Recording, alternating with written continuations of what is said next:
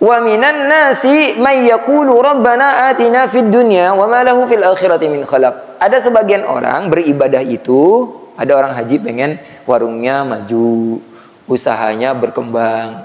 Orang umrah kemarin kenapa umrah? Pengen, ya nggak salah dan Allah pun akan mengabulkan. Tapi apa katanya tadi? Wa ma lahu fil akhirati min khalaq. Tapi di akhirat udah nggak ada sisa. Ya, jadi makanya kemarin ada yang bertanya, Ustadz, kalau kita udah sedekah terus dapat bonus, usaha kita maju, gajinya naik, ada rezeki-rezeki dadakan, itu gimana? Di akhirat masih ada dapat nggak? Dapat pahala selama niatnya untuk akhirat, untuk pahala, untuk meraih surga, untuk Allah Subhanahu wa taala. Bisa. Jadi di dunia itu hanya bonus. Tapi kalau yang dunia saja, wa malahu fil akhirati min khalaq, nggak ada jatah di akhirat. Tapi wa minhum may yaqulu rabbana atina fid dunya hasanah. Ada sebagian lagi dari mereka yang berdoanya, ya Allah, saya memang minta upaya kerjaan saya diberikan kemajuan. Selain pekerjaan, datangkan rezeki dari jalan-jalan yang lain supaya saya bisa istiqomah, tumaninah untuk ibadah. Supaya bisa menghajikan orang tua. Hari ini saya yang umrah, ya Allah, saya pengen balik lagi umrah bersama orang tua saya. Saya pengen membantu musola itu nanti ada lantai 2 untuk tempat ngaji. Kalau bisa ada orang atas santri-santri yang nginep. Ya, anak-anak misalnya khodimat atau asisten rumah tangga di sini yang nggak sekolah kita beasiswakan.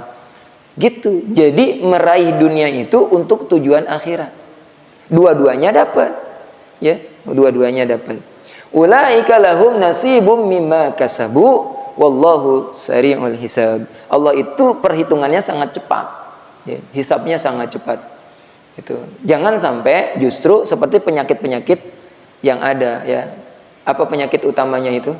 Jadi tujuan pertama dan dari sejarahnya itu kan ketika watslu, ya, dan bacakanlah kisah tentang anak Adam.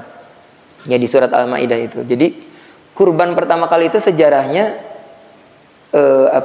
ketika sebut saja Habil dan Qabil, walaupun ulama tidak bersepakat nama itu karena dari sumber-sumber Israiliyat. Sebut saja supaya gampang Habil dan Qabil, supaya mudah saja. Apa yang terjadi? Dosa pertama dan dosa yang banyak mengganggu manusia itu adalah apa? Kang Herman? Hasad, julid. Itu menghancurkan. Julid itu bisa mengimbangi bahkan dari anak sama orang tua. Orang tua ke anak itu bisa julid. Ada kok orang-orang tua yang gak bisa ngelihat anaknya. Jadi anaknya serba salah. Gak boleh kelihatan senang sedikit orang tuanya, itu bisa beli itu. Mak juga mau dong. Bapak juga mau dong. Gak gitu. Nah itu kalau ketawanya lebar banget. Kita nanti kalau jadi orang tua jangan begitu. Julid itu. Julid. Ya. Walaupun kalau yang ngerti ya karena memang wa yas'alunaka madza yunfikun qulil afu. Ketika mereka bertanya, para sahabat bertanya, ya Rasulullah, bagaimana apa harta yang harus kami infakkan itu untuk apa aja? Qulil afu, sesuai dengan kemampuan dari sisa kebutuhan kita yang pokok. Jangan memaksakan diri. Ini kadang-kadang model sekarang itu banyak orang tua durhaka. Kalau kita punya, ya misalnya yang nyerempet ke arah itu orang tua, mertua yang suka merongrong, ya kita sikapi dengan baik. Dan kita belajar jangan sampai mengulangi kesalahan-kesalahan seperti itu. Memang kalau sebagai anak itu, kata Nabi bahkan ada yang protes kan soal bapaknya. Kata Nabi, kamu dirinya sama harta kamu milik bapak kamu, kata Nabi. Tapi itu untuk dipegang sebagai prinsip seorang anak, bukan dipegang sebagai seorang bapak. Kalau dipegangnya sama seorang bapak, bapaknya semena-mena, ibunya semena-mena. Ya makanya nggak ada istilah itu ibu saya numpang sekarang di rumah saya, nggak ada numpang. Rumah kita itu milik ibu bapak kita. Tapi sekarang suka terbalik-balik. Ya yang anaknya pelit, yang orang tuanya juga pengen menguasai. Ya itu, Neng, suami kamu bisa beli motor baru, ibu juga pengen dah. Kan gitu tuh. Ya, jadi kadang-kadang ada istri yang pulang dari rumah orang tuanya, dari mertuanya, ya, mertua kita misalnya. Itu pulang-pulang jadi berantem, ya ada omongan inilah, pinjam uang beginilah, begitulah, ya. Kalau masih dalam batas dan aturan yang benar, nggak masalah.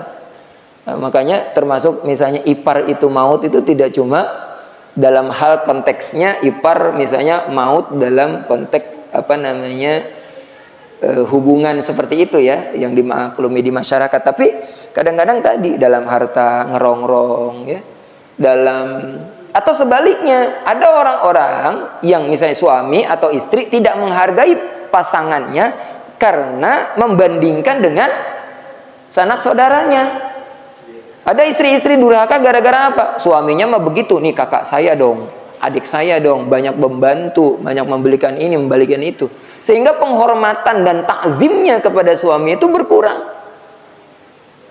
Nah, itu juga tidak boleh. Ya.